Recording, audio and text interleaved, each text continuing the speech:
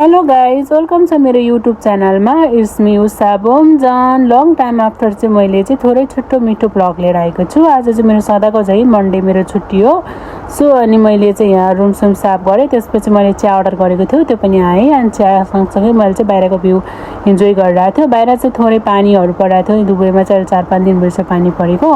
त्यसपछि मैले खाना बनाउनु गएँ। अनि खानामा चाहिँ मैले चिकन बनाउनु गएँ। सब्जीमा चाहिँ हजुरहरूले देख्न सक्नुहुनेछ, यो चाहिँ मैले चिकन बनाउनुलाई यो चाहिँ मेरो स्टाइलमा है। हजुरहरूले चाहिँ कसरी बनाउनुहुन्छ प्लिज कमेन्ट गर्नुहोला। र कुन कुन ठाउँबाट मेरो भिडियो हेरिरहनु भएको छ त्यसको पनि प्लिज कमेन्ट गर्नुहोला। अनि लाइक सेयर कमेन्ट गर्न नबिर्सनु होला, अनि सब्सक्राइब पनि है त। अनि त्यसपछि मैले चाहिँ अनि यहाँ चिकन बनाउनु लागेको छु। त्यसको लागि चाहिँ मैले सबै रेसिपी होइन जुन जुन जे हाल्नुपर्ने हो त्यो सबै चाहिँ मैले रेडी गरिसकेको थियो।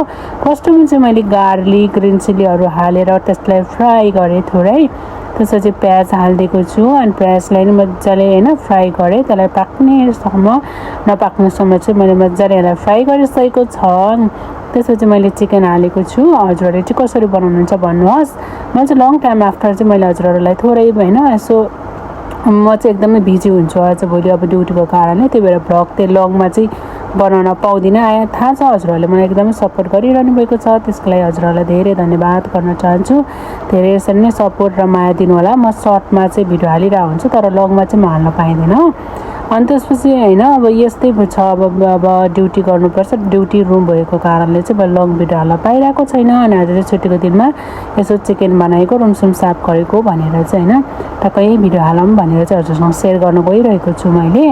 अनि त्यसपछि यही हो गाइज। अनि हजुरले प्लिज सपोर्ट गरिदिनु होला। अनि मेरो चाहिँ चिकन पाक्दैछ है त।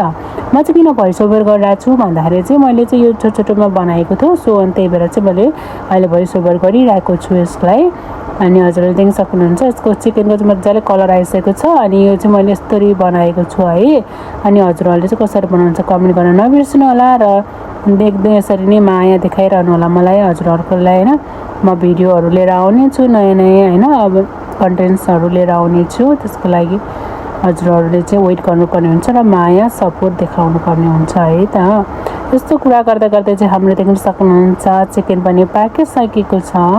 अनि मैले चाहिँ यसलाई धेरै अब आफूले जति मन लाग्छ त्यति होइन पानी हालेर मजाले यसलाई के अरे उमाल्न दिनु। अनि मैले चाहिँ उमालिसकेको छ, देख्न सक्नुहुन्छ हजुरहरूले पनि। अनि त्यसपछि चिकन चाहिँ हाम्रो रेडी भइसकेको छ। अनि माथिबाट चाहिँ मैले धनियाँ हालिदिएँ, त्यसपछि थोरै छोप दिएँ। त्यसपछि हामी चाहिँ खानालाई रेडी छु है त गाइज। आई होप हजुरहरूले मेरो भिडियो एकदमै माया गर्नुहुन्छ र सपोर्ट गर्नुहुन्छ भन्ने आशा गर्दैछु।